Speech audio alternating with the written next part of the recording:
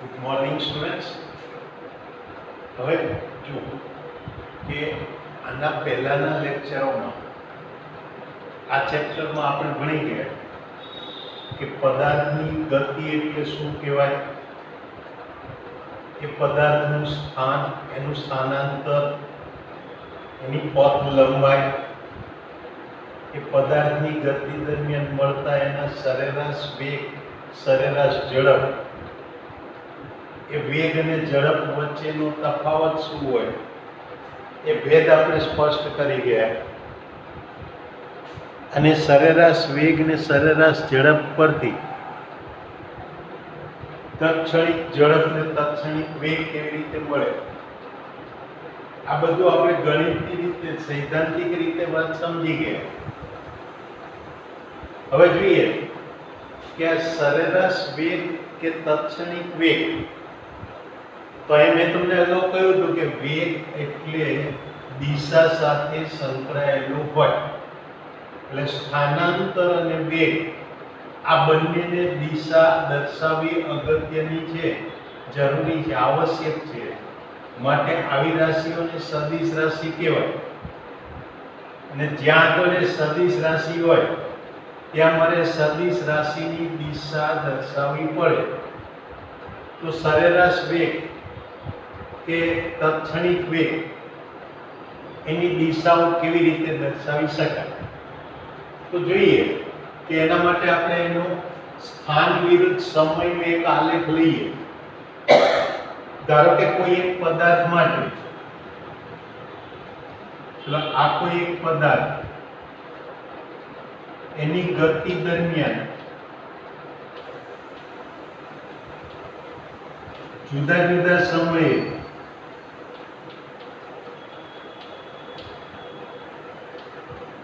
જુદા જુદા સમયો પહેલા એના સ્થાન શોધો.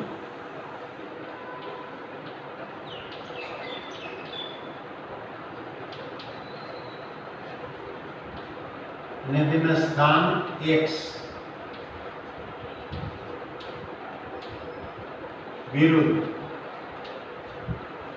સમય t એનો આલેખ દોરીએ.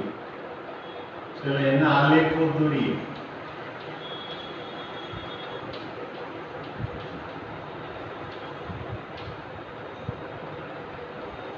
તો આમાંનો કોઈ એક આલેખ હું આ પ્રકારે લો કે આ x અક્ષ ઉપર હું અહીંયા આગળ પદાર્થનું સમય લો, y અક્ષ ઉપર પદાર્થનું સ્થાન લો. માનો કે એ આલેખ મને આ પ્રકારે કંઈક વક્ર મળે છે. ગમે તેવો વક્ર હોઈ શકે, કારણ કે આપણે તો સરેરાશ વેગ જોઈએ છે. તો સરેરાશ વેગ એ તો ક્યાંક વચ્ચે વધતો પણ હોય, ઘટતો પણ હોય, એટલે પ્રારંભિક અને અંતિમ સ્થાન ઉપર જ કંઈક સવાલ રહ્યો. એટલે તો અહીંયા આગળ t1 સમયે માનો કે પદાર્થ અહીંયા p બિંદુ પાસે હોય, એટલે એનું સ્થાન અહીંયા આગળ p બિંદુ પાસે x1 થયું. તો t2 સમયે જવું, તો આ કોઈ t2 સમયે કે જ્યાં t2 એટલે t પ્લસ ડેલ્ટા t હોય, તે પદાર્થ q બિંદુ પર આવે. ત્યાં આગળ એનું સ્થાન માનો કે આ ઉગમ બિંદુને અનુલક્ષીને x2 છે. એટલે આ રીતે t1 સમયે સ્થાન x1 અને t2 સમયે એ સ્થાન x2. તો હવે આપણે આવું જોઈ ગયા કે સરેરાશ વેગ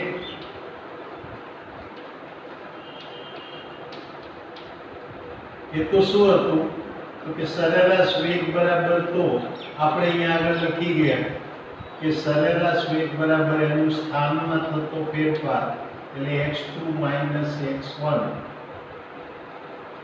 છેદમાં એના માટે લાગતો સમય એટલે t2 t1. આ સરેરાશ વેગ થયો કે જેને આપણે કહેતા હતા કે સ્થાનાંતર એટલે કે ડેલ્ટા x છેદમાં સમય ડેલ્ટા t. તો આ સરેરાશ વેગને વેગ કયો એટલે મારે એની દિશા દર્શાવવી પડે. તો અહીંયા આગળ સરેરાશ વેગની દિશા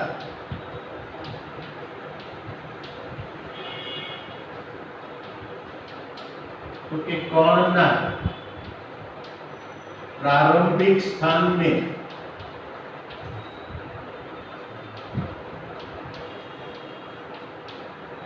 પ્રારંભિક સ્થાનથી અંતિમ સ્થાન તરફ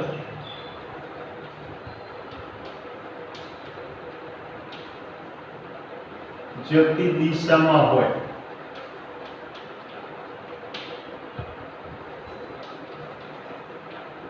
એટલે કે અહીંયા જોઈએ તો આપણે પ્રારંભિક થી અંતિમ ને જોડીએ તો એ જોડતી દિશા એટલે આ રીતે આપણને P થી Q તરફની દિશા મળે.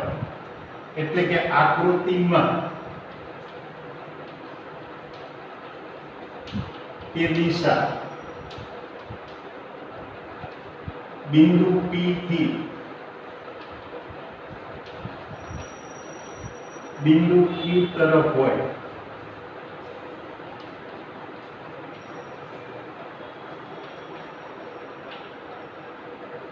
હવે આ વેગ એટલે ભૌતિક રાશિ છે. તે વેગના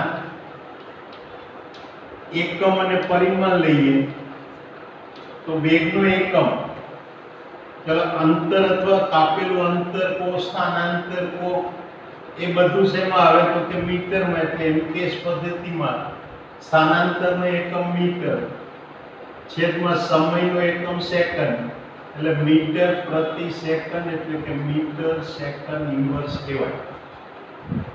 જો સીજીએસ પદ્ધતિ હોય તો અહીંયા આગળ અંતર અથવા તો સ્થાનાંતરનો એકમ મીટર બદલે સેન્ટીમીટર થાય. તો અહીંયા આ એકમ એમકેએસ પદ્ધતિમાં આ રીતે મીટર પ્રતિ સેકન્ડ મળે. ચાલે વેગના પરિમાણ લો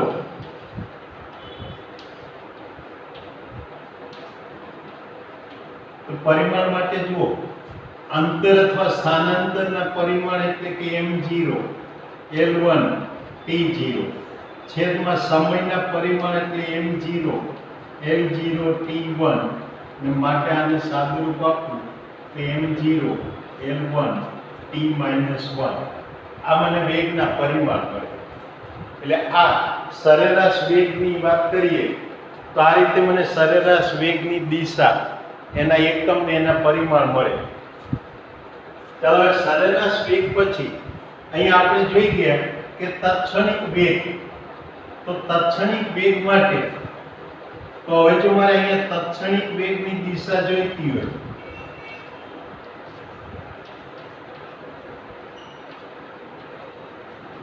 તે તાત્ક્ષણિક વેગની એ દિશા શોધવી હોય કે કેવી રીતે શોધી શકાય. ચલો આ તાત્ક્ષણિક વેગ માટે પણ હું અહીંયા આગળ પદાર્થની ગતિ દરમિયાન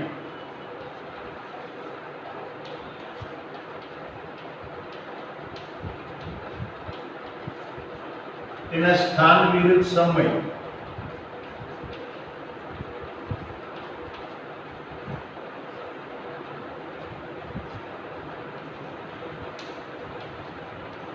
T નો આલેખ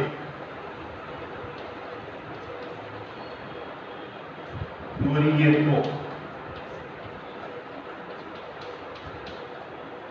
એ આપણને આકૃતિમાં દર્શાવ્યા પ્રમાણે પણ મળી શકે.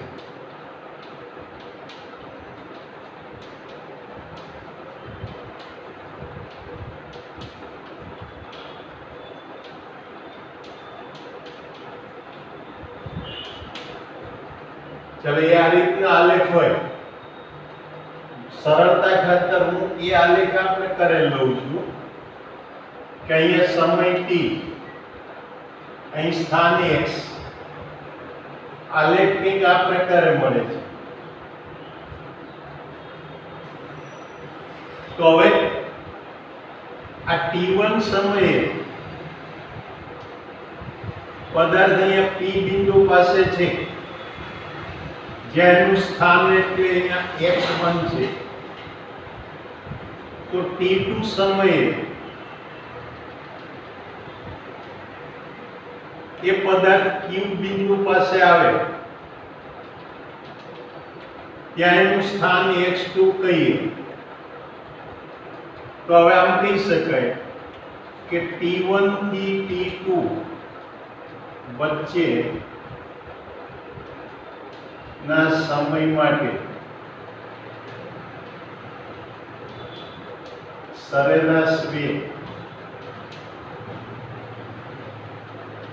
ચાલો એને v1 કહું તો v1 બાર અથવા તો v1 સરેરાશ, યાદ રાખજો ઉપર 12 ની એટલે નિશાની મૂકું તો એને સરેરાશ કહેવાય. તો એ સરેરાશ વેગ બરાબર શું લખાય તો કે x2 x1 upon t2 t1. હવે અહીંયા આ v1 ની દિશા લો તો એ p અને q ને જોડતી રેખા પર p થી q પર, એટલે આ v1 એની દિશા એ p થી q ને જોડતા રેખાખંડ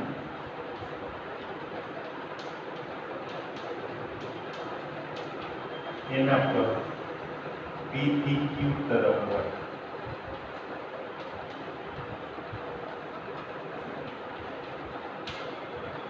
હવે મારે જ્યારે તાત્ક્ષણિક વેગ જોતો હોય તો અહીંયા અવલોકનના બે ક્રમિક અવલોકનો વચ્ચેના સમયગાળામાં મારે ક્રમશઃ ઘટાડો કરતું જવાનું. આપણે તાત્ક્ષણિક વેગ સમજવા માટે આપણે જોઈ ગયા કે સરેરાશ વેગ એ તો આપણને માત્ર પ્રારંભિક અને અંતિમ સ્થાન ઉપરથી જ મળે, એટલે ગતિ દરમિયાન જે કંઈ વેગ મળે છે એનું સરેરાશ જ છે, એ આપણને વેગ વિશેની ચોક્કસ માહિતી આપતું નથી.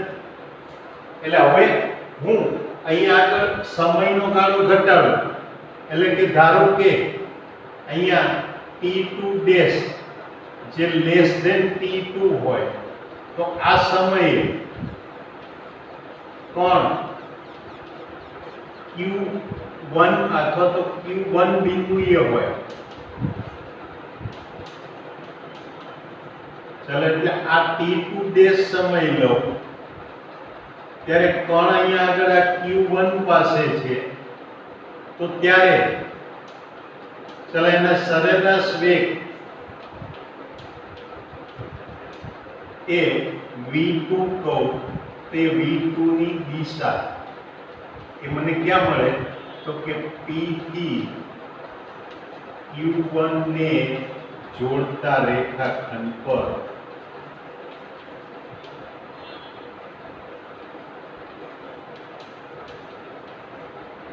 p થી q1 તરફ. એટલે હવે આ p થી q1 ને જોડવું એટલે આ દિશા આપણને મળે. પણ અહીંયા તમે બીજી એક વસ્તુ વિચારો કે હું પહેલા તો આ p બિંદુ પાસે આલેખને એક સ્પર્શક દોરું, એટલે આ આલેખનો સ્પર્શક જે તમે 10મા ધોરણમાં પણ આલેખો માટે પણ સમજી ગયા છો, ભણી ગયા છો, છતાં પણ ફરીથી યાદ કરાવી દઉં કે કોઈ પણ આલેખ હોય એના ઉપરના બે બિંદુઓને જોડીએ તો એ બે બિંદુઓને જોડતો એક વક્ર અથવા રેખા મળે, એટલે એ વક્ર અથવા રેખા એ આલેખને બે બિંદુઓ પર છેદે. હવે કોઈ એક રેખા કે રેખાખંડ એવો હોય કે જે આલેખને માત્ર એક જ બિંદુમાં છેદતો હોય તો એ રેખાને એ આલેખનો તે બિંદુએ સ્પર્શક કહેવાય. એટલે કોઈ પણ આલેખનો સ્પર્શક એટલે આપેલા બિંદુમાંથી પસાર થતી એક રેખા દોરો કે જે એ આલેખને માત્ર એક જ બિંદુમાં છેદે તો એને એ આલેખનો સ્પર્શક કહેવાય. તો અહીંયા p બિંદુ પાસે હું આલેખનો સ્પર્શક દોરું એટલે p એ માત્ર આલેખને માત્ર p બિંદુમાં જ છેદે, એ સિવાયના કોઈ બિંદુમાં ના છેદે. પણ અહીંયા તમે જોઈ શકો છો કે જો મેં સમયનો ગાળો એ ઘટાડ્યો તો T2 માંથી T2 ડેશ કરું છું તો એ આ જે સરેરાશ વેગની દિશા છે એ આ સ્પર્શકની નજીક આવે છે. જો પહેલા મારી પાસે સરેરાશ વેગ v1 અને p થી q ને જોડતો રેખાખંડ ઉપર હતો અને એ રેખાખંડ PQ એ આ સ્પર્શકથી પ્રમાણમાં વધારે દૂર છે. એના બદલે મેં સમયનો ગાળો T2 ઘટાડી દીધો એટલે T2 dash less than T2 કર્યું તો એ વખતે મને જે સરેરાશ વેગ v2 મળે એના માટે દિશા શોધું તો p થી q1 ને જોડતી રેખાખંડ ઉપર p થી q1 તરફ તો એ દિશા એ આ સ્પર્શકની કંઈક વધારે નજીક આવી. હજુ પણ આમાં ઘટાડો કરી શકું. ધારો કે આ કોઈ બિંદુ q2 છે કે જ્યાં સમય આ T2 ડબલ ડેશ લો તો T2 ડબલ ડેશ એ લેસ ધેન T2 ડેશ હોય તો આ સરેરાશ વેગ v3 એની દિશા એ p થી q2 ને જોડતો રેખાખંડ ઉપર મળે. એટલે આ p થી q2 એને જોડતો રેખાખંડ મળે. આ જે બિંદુ છે એને કહું q2 તો p થી q2 ને જોડતા રેખાખંડ પર p થી q2 તરફ મળે. આનો અર્થ એ કે જેમ જેમ બે ક્રમિક અવલોકન વચ્ચેનો સમયગાળો ઘટાડતા જઈએ એમ એ સરેરાશ વેગની દિશા એ આપેલા બિંદુએ આલેખને દોરેલા સ્પર્શકની નજીક આવતી જાય. એટલે કે અહીંયા આમ કહી શકાય કે આમ જેમ જેમ બે ક્રમિક અવલોકન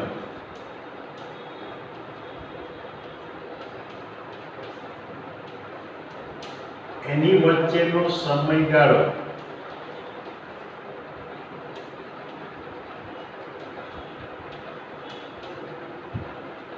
ડેલ્ટા ટી ઘટે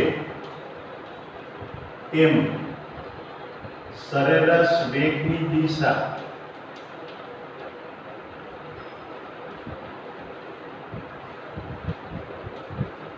એ આલેખને પ્રારંભિક બિંદુ પાસે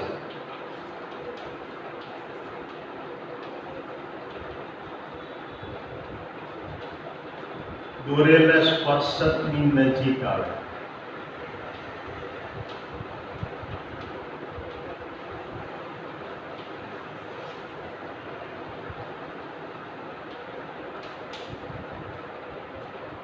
એટલે p અને q વચ્ચેનું અંતર જેમ જેમ ઘટતું જાય એમ સરેરાશ વેગની દિશા એ બદલાતી જાય અને બદલાઈને પેલા સ્પર્શકની નજીક આવતી જાય અને પરિણામે એટલે આથી તત્ક્ષણિક વેગ માટે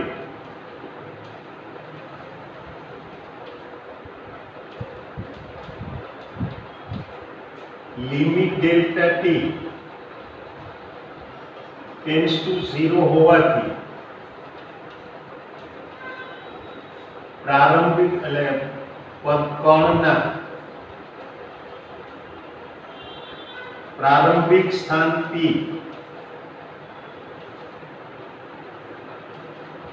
અને અંતિમ સ્થાન Q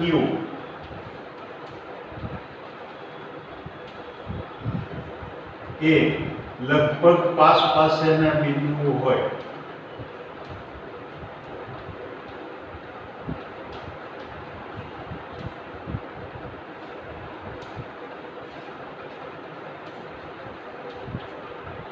એ હોવાથી તે તત્ક્ષણિક વેગની દિશા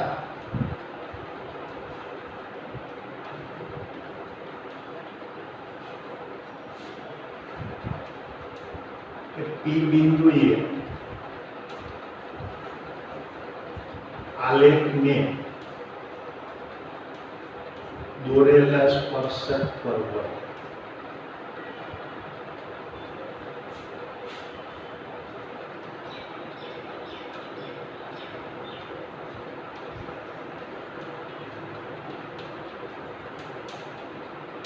એટલે આ રીતે અહીંયા જોઈ શકાય કે જો આપણે કોઈ પણ આવી રીતના સ્થાન વિરુદ્ધ સમયનો આલેખ દોરીએ તો એ આલેખમાં તત્ક્ષણિક વેગની દિશા એટલે એ આપણને અહીંયા આગળ આ પ્રારંભિક બિંદુએ આલેખને દોરેલા સ્પર્શકની દિશામાં મળે.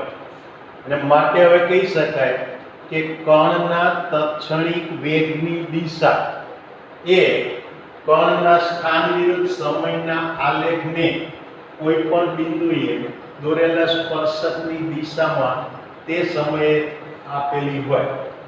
એટલે કોઈ પણ સમયે મારે જો તત્ક્ષણિક વેગની દિશા જોતી હોય તો તે સમયને અનુરૂપ જે આલેખ ઉપરનું બિંદુ હોય એ બિંદુ પાસે મારે આલેખને સ્પર્શક દોરવાનો. પરિણામે મને એ સમયે ત્યાં મને એનો તત્ક્ષણિક વેગ મળે. હવે જોઈએ કે અહીંયા બીજી એક વાત કે આ પદાર્થની ગતિ દરમિયાન જો તેનો વેગ અચળ રહેતો હોય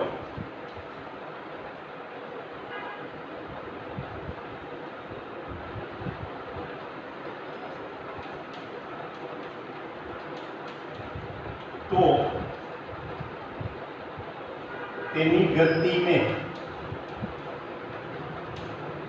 નિયમિત ગતિ કહેવાય.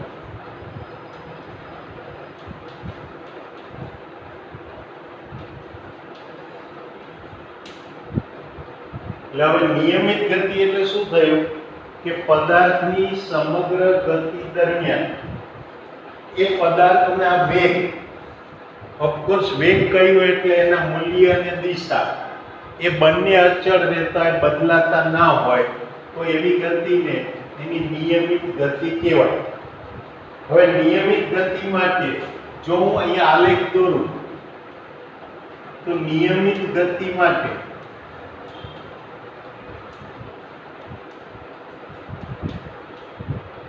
x વિરુદ્ધ સમય t એનો આલેખ,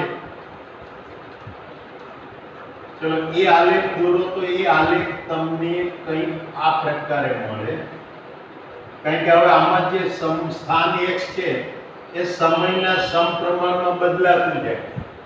જેમ સમય વધે એમ સ્થાન વધે. એટલે જેમ જેમ સમય વધે એમ એ સ્થાનની કિંમતમાં વધારો થતો જાય. એટલે કે કણ એના પ્રારંભિક સ્થાનથી દૂર ને દૂર જતો જાય. પરિણામે એવા સમયે જ્યારે સ્થાન અને પેલો સમય એ બંને એકબીજાના સમપ્રમાણમાં હોય અને સમપ્રમાણમાં હોવાથી એ આલેખ ઉગમ બિંદુમાંથી પસાર થતી સુરેખા મળે. એટલે અહીંયા હું આમ કહી શકું કે જો x સમપ્રમાણમાં t હોય તો x વિરુદ્ધ t નો આલેખ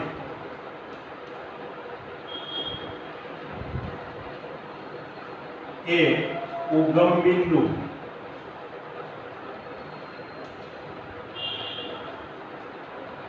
માંથી પસાર થતી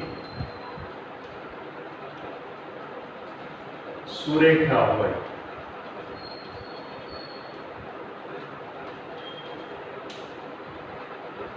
ચાલો હવે જો કે અહીંયા આ એક t1 સમયે કણ માટે હું સ્થાન x1 લઉં તો t2 સમયે એક કણનું સ્થાન એટલે h2 છે. હવે જ્યારે વેગ અહીંયા આગળ અચળ રહે છે તો તમે કોઈ પણ બે સમયગાળા વચ્ચે શોધો કે કોઈ પણ સમયે તત્ક્ષણિક વેગ શોધો, એ દરેક વખતે મને કેવો મળશે? એક સરખો મળશે. હવે હું જોઉં કે પહેલા તો આલેખનો ઢાળ અહીંયા ભૂમિતિમાં તમે ભણશો, યા ભૂમિતિમાં ગણિતના સ્ટુડન્ટ ભણશે કે કોઈ પણ આલેખનો ઢાળ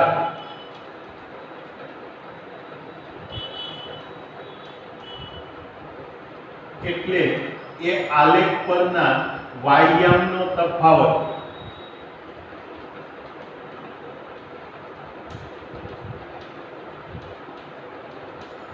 છેદમાં એના x યામનો તફાવત.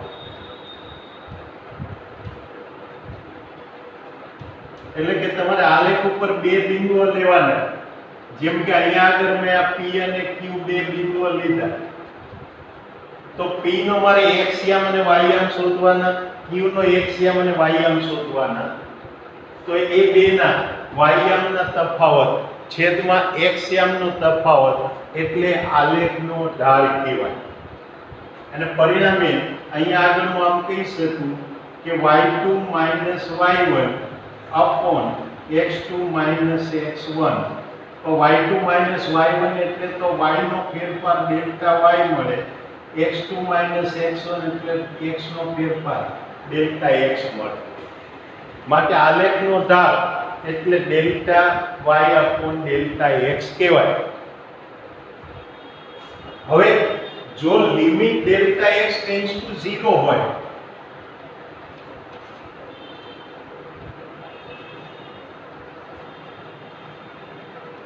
તો અહીંયા આગળ આપણે આને લખી શકીએ કે તો આ ઢાળ બરાબર શું મળી જાય મને?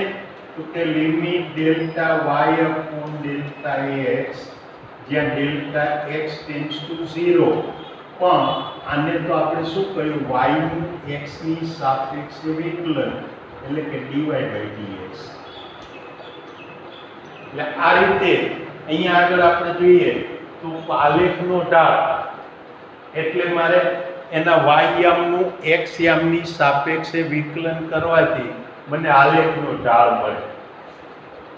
હવે બીજી વાત કે જો અહીંયા આગળ આ x અક્ષ સાથે આલેખે બનાવેલ ખૂણો થીટા હોય તો અહીં p પરથી હું y અક્ષને લંબ દોરું, q પરથી x અક્ષને લંબ દોરું, તો આ p પાસે મને એક કાટકોણ ત્રિકોણ PQR માં p પાસેનો ખૂણો થીટા મળતો હોય તો હું આમ પણ કહી શકું કે અહીંયા ઢાળ બરાબર delta y upon delta x. પણ ડેલ્ટા y એટલે તો સામેની બાજુ છે એટલે કે RQ છેદમાં ડેલ્ટા x એટલે પાસેની બાજુ PR અને એ સામેની બાજુ upon પાસેની બાજુ એટલે તો શું કહેવાય કે tan થીટા. તો હવે જો કે તમારી પાસે ઢાળ માટેના ત્રણ અલગ અલગ રસ્તા પડે કે જેની મદદથી તમે ઢાળ શોધી શકો. ચલો પહેલા એકમાં તમે શું કરશો? આલેખ ઉપર કોઈ પણ બે બિંદુઓ લો અને એ બે બિંદુઓના એ y યામનો તફાવત છેદમાં x યામનો તફાવત લો તો એ ગુણોત્તર આપણને આલેખનો ઢાળ આપે. ત્યાર પછી તમારી પાસે બીજો રસ્તો તો કે એના y યામનું x ની સાપેક્ષે વિકલન કરો. ત્રીજો રસ્તો તો કે એનો ખૂણો થીટા આપેલો હોય તો tan થીટા શોધો તો એ ઢાળ મળે. તો અહીંયા આપણી આકૃતિમાં હવે આ આકૃતિમાં તમે જુઓ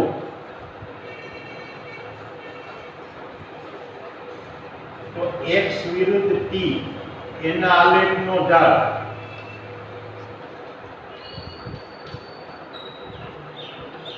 એટલે આપણને શું મળે? Delta x upon delta y કે જે કણનો વેગ દર્શાવે.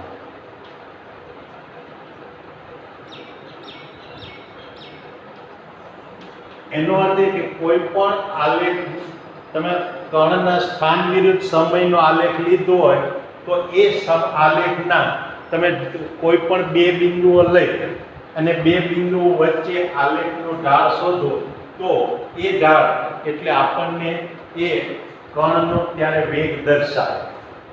હવે એક વસ્તુ યાદ રાખજો કે ઢાળ માત્ર સુરેખાને જ હોય. ખાસ યાદ રાખજો કે ઢાળ માત્ર સુરેખાને જ હોય. વક્રને ઢાળ આ રીતે હોઈ શકે નહીં. એટલે ઢાળ એ માત્ર સુરેખાનો જ હોય.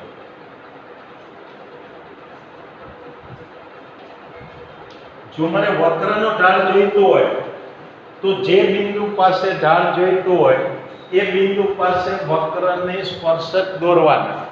એટલે સ્પર્શકનો ઢાળ એટલે વક્રનો આપેલા બિંદુએ ઢાળ મળે. પરિણામે જો કણનો વેગ એ સમય સાથે બદલાતો હોય તો એનો જે સ્થાન વિરુદ્ધ સમયનો આલેખ હોય એ વક્ર હોય, અને આલેખ વક્ર હોય તો કોઈ પણ સમયે મારે તાત્ક્ષણિક વેગની દિશા જોઈતી હોય તો તે સમયે એ આલેખના બિંદુને એ આલેખને સ્પર્શક દોરવાનો. એટલે કે તે સમયને અનુરૂપ બિંદુએ આલેખને સ્પર્શક દોરું તો એ સ્પર્શકનો ઢાળ એટલે મને તે બિંદુએ તાત્ક્ષણિક વેગ આપે. હવે આવતી વખતના આપણે લેક્ચરમાં જોઈશું કે આ આલેખો પરથી કેવી રીતે નક્કી કરી શકાય કે ગતિ દરમિયાન એ પદાર્થ કણ એ એના સંદર્ભ બિંદુ તરફ આવે છે કે એનાથી દૂર જાય છે. એ ઉપરાંત એ જે આલેખ આપણે કણનો વેગ એ ધન છે કે ઋણ છે એ કેવી રીતે નક્કી કરી શકાય એ આપણે આવતી વખતના લેક્ચરમાં જોઈશું. ત્યાં સુધી રજા લઈએ. આવજો. Good bye.